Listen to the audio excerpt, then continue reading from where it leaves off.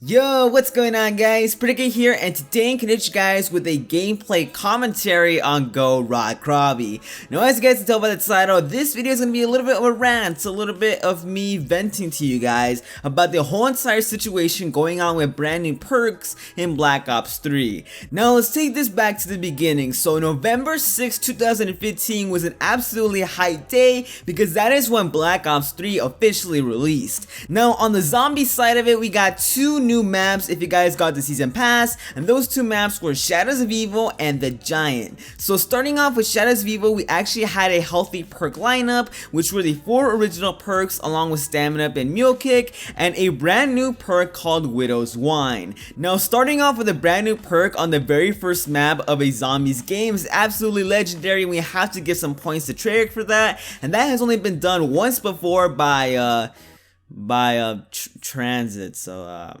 yeah, so I mean Transit is bad, but we have to give Transit a point for introducing Tombstone Soda. Okay, fine then. We're taking away the point from Transit for being such a shit map. But anyways, getting back to Black Ops 3, going on to the Giant, we actually had the 4 original perks once again, along with Mule Kick, and then the second day of release, we found out that if we melt this big pile of snow, we have a chance of either getting Stamina once again, or Deadshot Daiquiri. Now, Deadshot Daiquiri was an interesting choice to reintroduce into Black Ops 3, because it's not really the most loved perk in the Call of Duty Zombies community, but honestly I don't mind Deadshot Daiquiri. I'm actually one of the people that absolutely loves it. However, literally every other perk introduced in zombies is better than Deadshot Daiquiri.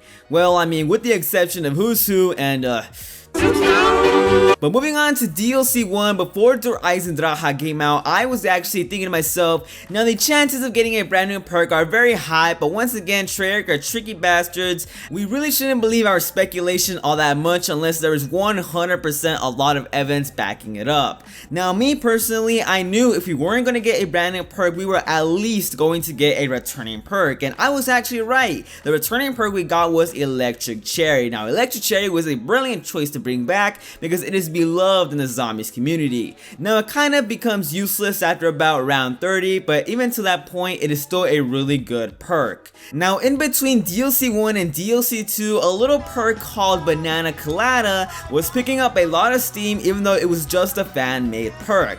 People like Prestigious Key and Mr. T Lexified really pushed the fact that this perk does deserve to be in the actual game. Now heading into Setsubo no Shima, a lot of people had high hopes that Banana Colada was going to be introduced, and I personally didn't really get into the Banana Colada hype all that much. It seemed like a really good perk, but I just thought to myself, a fan-made perk is never going to get into the game, since there have been a lot of good fan-made ideas that have never even been seen by Treyarch. Now what I personally was thinking to myself is that we absolutely needs to have a brand new perk. There are only 4 perks that we have in the past that didn't make a return yet, and those are PhD Flopper, Voltrade, Who's Who, and Tombstone Soda. So I absolutely knew that Tombstone and Who's Who weren't going to make it back into the game. Voltrade is kind of a 50-50 split. Some people really like it, or some people really hate it. So if that was going to return, it'll return later on. And obviously PhD Flopper is the god among perks, and they're obviously going to save that for DLC 4. So I was absolutely hoping for a brand new perk.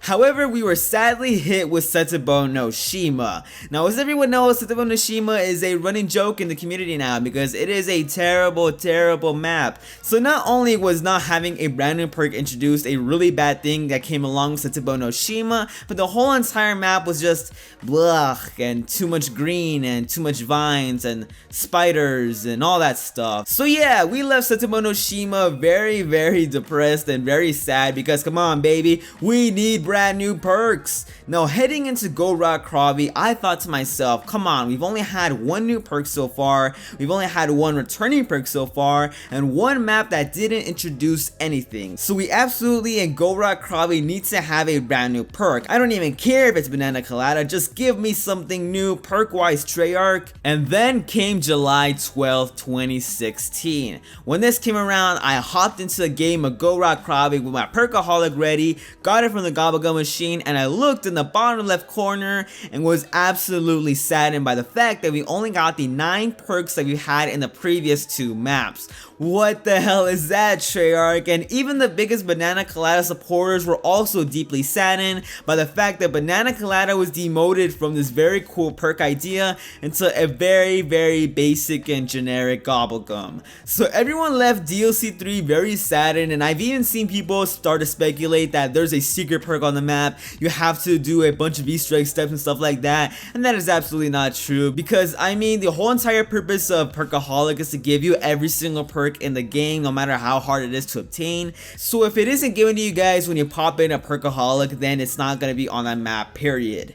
Now heading into DLC 4 Revelations, I have some big hopes for this map. I am expecting, like in a perfect world, I am literally expecting 3 brand new perks and the return of PhD Flopper and Vote Trade. So 5 brand new perks in total on this map, which will bring our total all the way up to 15 perks. That is absolutely insane, I will admit that, but that is my whole speculation and whole entire perfect world scenario. And I know that 3 new perks, that sounds really insane, but just looking back at Black Ops 1 and Black Ops 2 in total throughout the DLC seasons and everything like that, in Black Ops 1 we got Deadshot Daiquiri, Mule Kick, PhD Flopper, and Stamina, so 4 perks in total. In Black Ops 2 we got who's who, Tombstone Soda, Vote Trade, and Electric Cherry. So once again, 4 brand new perks. So that is why I'm speculating, at least to the bare minimum, give us 3 new perks and revelations. Come on, Treyarch, you owe it to us, man.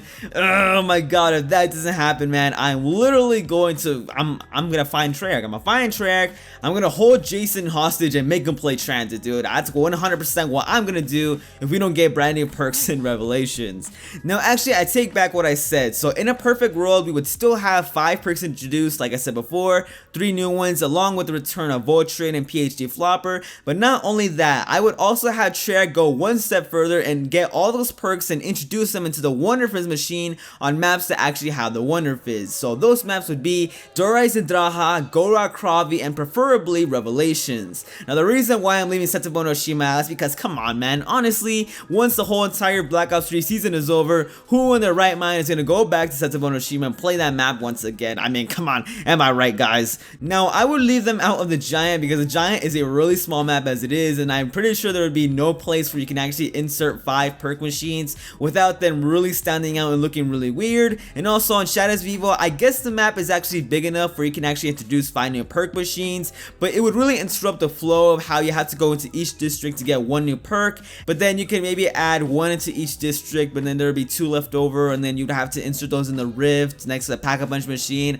I mean, how odd would that be that a perk machine would be right next to the Pack-a-Punch machine? But yeah, that is why I would leave them out of both those maps and also Setsubou no Shima, and only have them in Dorais and Draha, Gorak Kravi, and of course Revelations. But of course, sadly, that is only my perfect world scenario. I am 100% sure Treyarch is not going to do anything like that, because Treyarch, I mean, they're tricky bastards. They don't like to really do a bunch of stuff. And even so, I know that I'm asking for too much to introduce 5 perks and revelations on top of the 9 we already have, to bring us to a total of 14 perks on revelations, and then introduce those perks on past maps. That would be way too far. Treyarch would have to be in an absolutely giving mood, and honestly, I feel like they might be like that and might go all out, balls to the walls on Revelations, because it is going to be the final zombies map for a while, for a couple of years, honestly. And once you think about that, it kind of gets you depressed. But we had to look at what is actually happening right now. So we still have Gorak Krabi to enjoy, and of course we have Revelations coming in the following months. So right now, all we should do is really enjoy the final ride that Treyarch will give us in a very long time. But there you guys have it. If you guys did enjoy this video, then make sure to drop a like down below, and also if you guys have your own perk ideas of what's going to be happening within Black Ops 3, then make sure to tell me down below in the comments, because I'm very curious to see what you guys have to say.